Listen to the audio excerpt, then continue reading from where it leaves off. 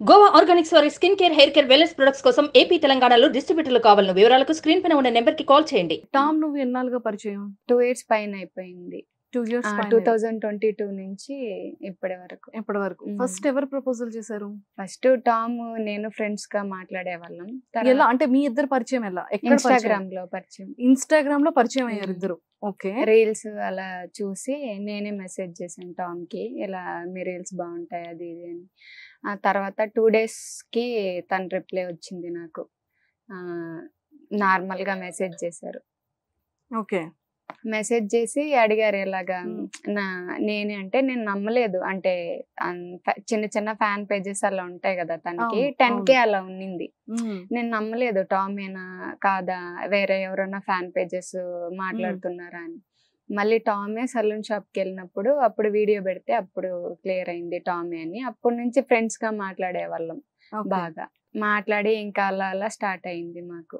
మాట్లాడిన ఎన్ని డేస్ కి ఎవరు ప్రపోజల్ చేశారు? నువ్వు ప్రపోజ్ చేసావు, టామ్ ప్రపోజ్ చేసావు? టామ్ అంటే నేను చూపించే కేరింగ్ తనకి నచ్చి తను చెప్పాడు, ఇలాగ నువ్వంటే నాకు ఇష్టం అని. మెసేజెస్ అంతా లవ్ యూలో అలా పెట్టేవాడు.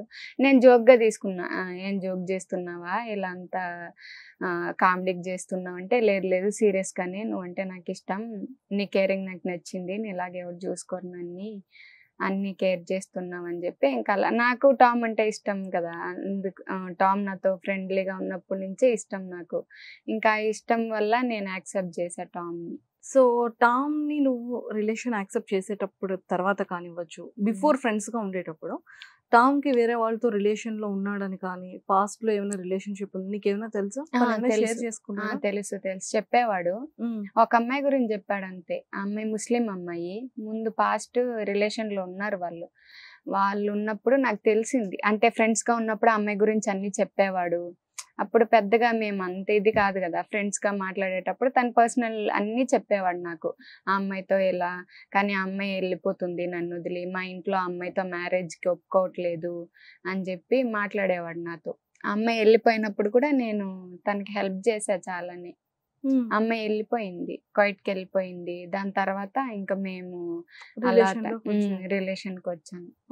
తను ఆ పెయిన్ నుంచి బయటకు రావడానికి నేను ఎక్కువ టైం స్పెండ్ చేసేదాన్ని టామ్ తో మాట్లాడుతూ, ఇలా ఉండు తనే వస్తది వెయిట్ చెయ్యి అని ఎలా మోటివేట్ చేసేదాన్ని. కొంచెం మొత్తం అన్ని బ్రేకప్ అయిపోయింది వాళ్ళకి. ఇంకా అమ్మాయి వెళ్ళిపోయింది, రిటర్న్ రాదు, కాల్స్ లేవు, ఏం లేదు, బ్లాక్ చేసేసినారు. ఇంకా తను అసలు ఇంకా తన లైఫ్ లో కట్ అయింది. దానికి ముందైతే నేను వెళ్ళను కదా అక్క.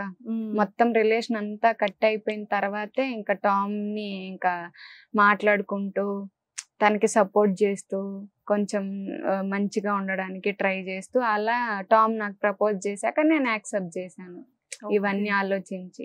సో మరి ఎన్ని ఇయర్స్ రిలేషన్షిప్ అంటే ఈ 2 years పరిచయంలో, 2.5 years పరిచయంలో ఎన్ని మంత్స్ అండ్ ఎన్ని ఇయర్ మీరు మంచిగా హెల్దీగా ఉన్నారు రిలేషన్షిప్ లో? నేను టామ్ దగ్గరికి వెళ్ళిన ప్రతిసారి హ్యాపీగానే ఉంటాను అక్క. బాగా చూసుకునేవాడు, కేరింగ్ గా ఉండేవాడు, బాగుండే. నేను అక్కడికి వెళ్ళక ముందు దాని తర్వాత కూడా మా రిలేషన్ బాగున్నాం మేము. కాల్స్ మాట్లాడేవాళ్ళం, వీడియో కాల్స్ అలాంతా మాట్లాడేవాళ్ళు. నేను ఉన్నప్పుడు బాగా మంచిగానే ఉండేవాడు. నేను వచ్చేసిన తర్వాత ఇవన్నీ చేస్తా ఉండేది నాకు తెలీదు, ఇలా అమ్మాయిలతో మాట్లాడడం. నువ్వు అంటే తను నెల్లూరు కదా, టామ్ది నెల్లూరు, నువ్వేమో హైదరాబాద్. నేను ఫస్ట్ బెంగళూరులో చేసేదాన్ని. బెంగళూరు నుంచి నెల్లూరుకి వెళ్ళేదాన్ని, వాళ్ళ ఇంటికి వెళ్ళేదాన్ని. వాళ్ళ ఇంట్లో కూడా పరిచయం చేశాడు.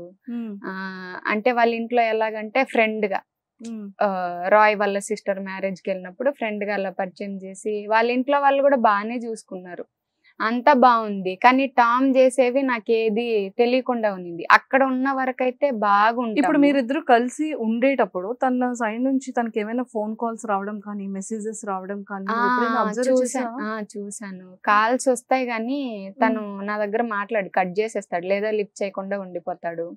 నాకు మోస్ట్లీ ఫోన్ ఎక్కువ ఇవ్వరు, ఇస్తే నేను ఏదో ఒకటి చూసి గొడవ పడతానని ఇవ్వరు.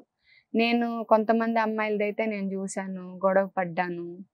నేను మా రిలేషన్ స్టార్టింగ్ లోనే ఒక 2-3 మెంబర్స్ది నేను చూసి గొడవ కూడా వేసాను. ఇలాగా అమౌంట్ విషయాల్లో అమౌంట్ తీసుకున్నారు అని చెప్పి కొన్ని ఇంటర్వ్యూలో కూడా నేను చెప్పాను. అప్పుడు గొడవలు అయ్యాయి మాకు. కానీ దాన్ని కూడా కవర్ చేసేవాడు. ఇలా కాదు అంటే నార్మల్గా నేను తీసుకున్నా మళ్ళీ ఇచ్చేస్తాను వాళ్ళకి, జస్ట్ ఫ్రెండ్స్ అంతే అన్నట్టుగా చెప్పేవాడు. నాకు నువ్వు అమ్మాయిలతో మాట్లాడేదాని కదా, సో అమ్మాయి నీకేమైనా చెప్పేదా? నాకు చెప్పారు వాళ్ళు. నాకు ఫినాన్షియల్ వరకే అబ్బాయికి సపోర్ట్ చేశారు, ఇంకేమైనా అనదర్? లేదు అంటే మాట్లాడేవాళ్ళు టామ్ మాట్లాడేవాళ్ళు. కొన్ని చాటింగ్స్ నేను చూసాను. ఏమని అంటే లవర్స్ ఎలా మాట్లాడుకుంటారో అలాగా చాటింగ్స్ ఉన్నాయి, కన్వర్జేషన్స్ అలా ఉన్నాయి అన్నమాట. అంటే రెగ్యులర్ గా ఇప్పుడు నేను టామ్ ఎలా మాట్లాడుకుంటాము అలాగా సంథింగ్ హార్ట్ సింబల్స్, ఇలాగా లవర్స్ సంథింగ్ ఎలా మాట్లాడుకుంటారో అలా కొన్ని కన్వర్జేషన్స్ ఉన్నాయి ఒక అమ్మాయిది. ఆ అమ్మాయిని అడిగితే అంటే మిస్ యూలు, లవ్ యూలు, నిన్ను చూడాలనిపిస్తుంది, అలా కొన్ని ఉంటాయి కదా. ఆ మెసేజెస్ అన్ని చూసాను నేను. అవి చూసినప్పుడు నేను అడిగితే టామ్ని లేదు అది ఎప్పుడో చేసింది, ఇప్పుడు కాదు, నేను నువ్వే ఉన్నావని చెప్తాను అని చెప్పి ఆ అమ్మాయికి ఫోన్ చేసి ఆ అమ్మాయికి చెప్పి కాన్ఫరెన్స్ చేసి ఆ తర్వాత ఇంకా అమ్మాయి సైడ్ అయిపోయింది. ఇలా కొంతమంది అమ్మాయిలు వస్తూనే ఉన్నాయి. లేదు అంటే ఇంకొక అమ్మాయితో నాకు పింకీకి బ్రేకప్ అయిపోయింది, నేను పింకీ మాట్లాడుకోవట్లేదు, నేను మా ఇంట్లో నీ గురించి చెప్తాను, నీ గురించి నేను మా ఇంట్లో మాట్లాడతాను, అలా ఉన్నాయి. తర్వాత మనం మ్యారేజ్ చేసుకుందాం క్లియర్ అయిపోయిన తర్వాత ఇలాంటివన్నీ వచ్చాయి. నేను ఆ అమ్మాయికి ఫోన్ చేసి మాట్లాడాను. ఆ అమ్మాయి చెప్పింది, లేదక్క మీరిద్దరికి బ్రేకప్ అయిపోయిందని చెప్తేనే నేను టామ్ని ఇష్టపడ్డాను, టామ్తో మాట్లాడాను, మీరు రిలేషన్లో ఉన్నారని నాకు తెలీదు, తెలిస్తే నేను రాను అని చెప్పి ఆ అమ్మాయి ఇంకా సైడ్ అయిపోయింది. అమ్మాయి ఇంకా అప్పటి నుంచి ఎంతమందిని సైడ్ చేసావు?